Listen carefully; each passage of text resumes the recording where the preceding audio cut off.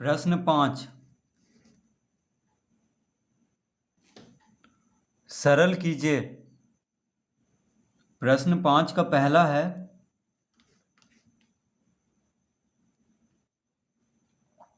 3/8 3/8 का घात -2 माइनस 8/3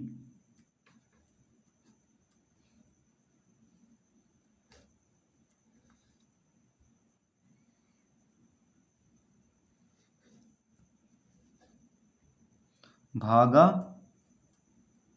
3 का घात -2।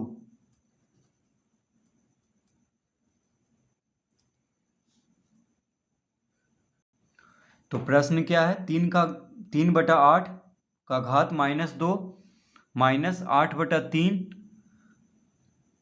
भागा 3 का घात -2। तो इसको सरल करना है। तो 3/8 को हम सबसे पहले लिख लेंगे 8/3 8/3 लिख लेंगे और घात में लिख लेंगे 2। तो यहाँ पे 3/8 का घात -2 है, घात में माइनस का चिन्ह है, तो माइनस का चिन्ह हटा देंगे सबसे पहले। तो क्या हो जाएगा? 3/8 हो जाएगा 8/3, यानी 3 जो अंश में है उसको हर में लिख लेंगे और 8 हर है यहाँ पे, तो उसको अंश में लिख लेंगे। तो 8/3 का घात 2, घात के साथ माइनस का चिन्ह है तो माइनस का चिन्ह यहाँ पे हट जाएगा, इस तरह लिख लेंगे 8/3 का घात 2। अब यहाँ पे मंझला कोष्ठक है तो लगा देंगे, घटाओ 8/3, फिर मंझला कोष्ठक है, फिर भागा।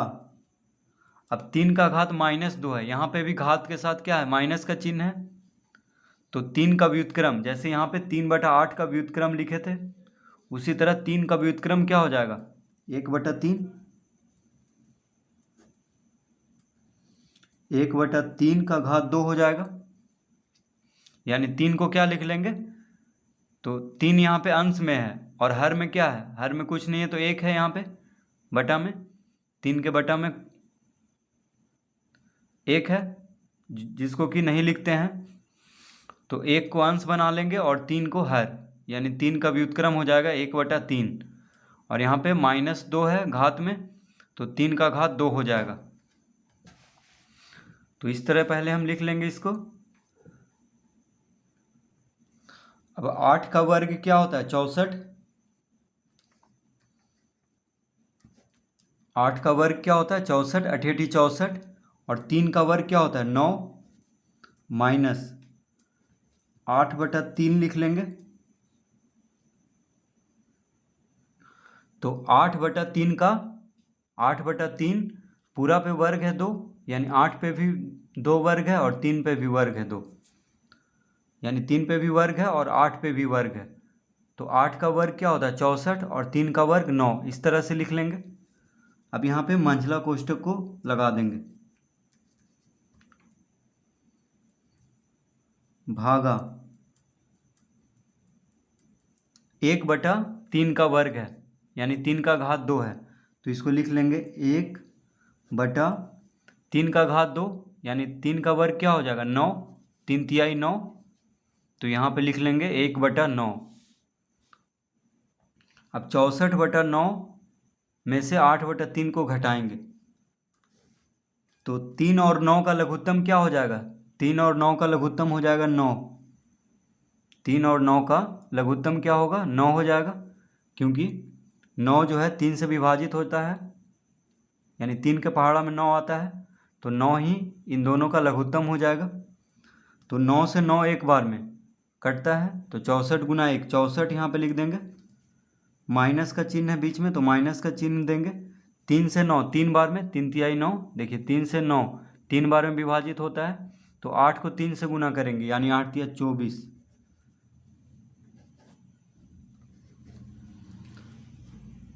भागा 1/9, भागा 1/9। तो भाग को अगर गुना में बदलेंगे तो क्या हो जाएगा, 1/9 बन जाएगा 9। 1/9 क्या हो जाएगा, 9/1 हो जाएगा। तो बटा में 1 नहीं लिखते हैं, सिर्फ 9 लिख लेंगे। देखिए भाग को गुना में बदलेंगे तो 1/9 का व्युत्क्रम लिखना होगा। तो 1/9 का व्युत्क्रम क्या हो जाएगा, 9 हो जाएगा। यानी 9 यहाँ पे हर में है तो 9 अंश में हो जाएगा, और 1 अंश में है तो 1 हर में हो जाएगा। जिसको कि लिखें या ना लिखें कोई फ़र्क नहीं पड़ रहा है, 1 को हर में। अब इसको घटाएंगे तो 64 में से 24 को घटाना है तो 4 में से 4 गया 0, 6 में से 2 गया 4, यानी 40/9। देखिए 64 में से 24 को घटाने पे कितना आ गया, 40। 64 - 24 40 आ गया, बटा में 9 है, गुना 9 करेंगे। ये गुना 9 यहाँ पे लिख लेंगे। तो गुना में है तो 9 से 9 को काट लेंगे, यानी कितना आ गया इसका उत्तर, इसका उत्तर आ गया 40। तो 40/9 गुना 9 क्या हो जाएगा, इसका उत्तर 40। तो इस तरह से प्रश्न 5 का पहला हल करेंगे।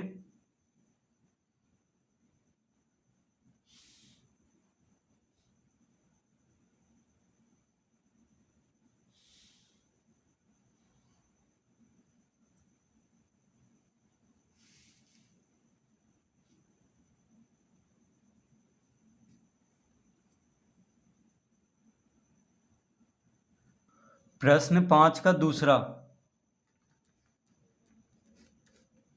तो दूसरा है 1/7 1/7 का घात -1 जोड़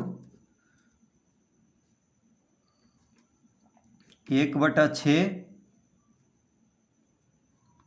1/-6 का घात -1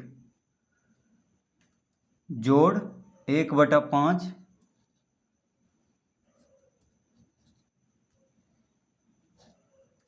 का घात -1। तो ये है प्रश्न, 1/7 का घात -1 प्लस 1/-6 का घात -1 प्लस 1/5 का घात -1।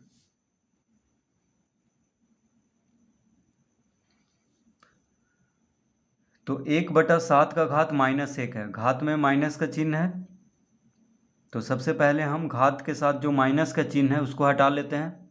तो कैसे हटाएंगे, तो यहाँ पे हो जाएगा 7 का घात 1, 7 का घात 1 जोड़ -6 का घात 1 हो जाएगा, -6 का घात 1 जोड़ 5 का घात 1 हो जाएगा। तो इस तरह लिख लेंगे।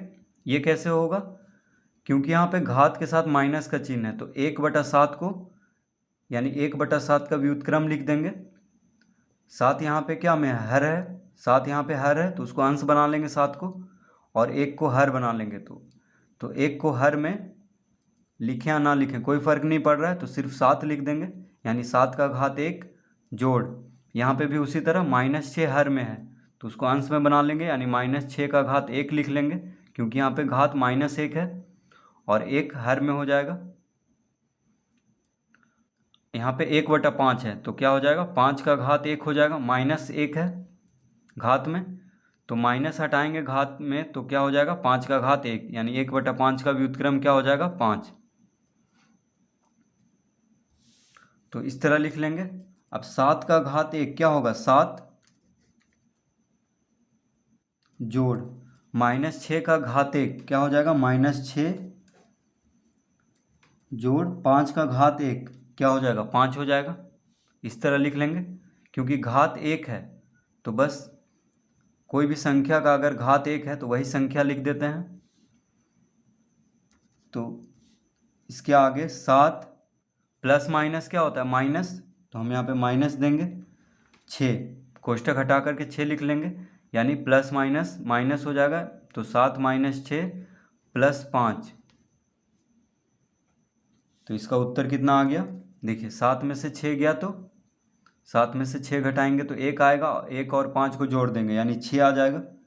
नहीं तो ऐसे भी जोड़ सकते हैं, 7 5 12। देखिए ये दोनों प्लस प्लस को जोड़ लेंगे, 7 5 12, 12 माइनस 6 यानी 12 में से 6 घटाएंगे तो 6। ठीक है, कैसे भी करके जोड़ेंगे तो 6 ही आएगा। देखिए अब इस तरह भी इसको जोड़ सकते हैं, 5 में से 6 घटाएंगे तो -1, 7 माइनस 1 कितना हो जाएगा? 6।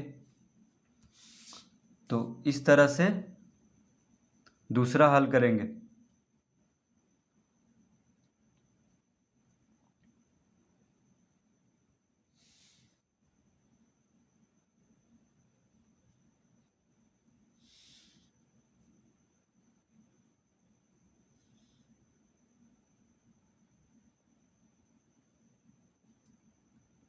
प्रश्न 3। तो प्रश्न 3 है 4 का घात 8 जोड़ 2 का घात -9 जोड़ 7 का घात 10 और फिर पूरा का घात है 0। पूरा का घात क्या है? 0 है। तो इसका उत्तर क्या होगा?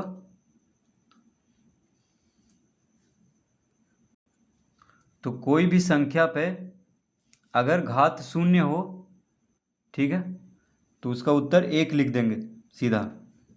क्या लिख देंगे? 1। क्यों लिखेंगे? क्योंकि देखिए अगर हम इन तीनों को हल भी कर लें, यानी 4 का घात 8 निकाल दें, 2 का घात -9 निकाल दें और 7 का घात 10 निकाल भी दें, तो भी पूरा पे घात क्या है? और ये तीनों को जोड़ भी दें तो भी पूरा पे घात क्या है? 0 है। तो उसका उत्तर 1 ही होगा। यानी अगर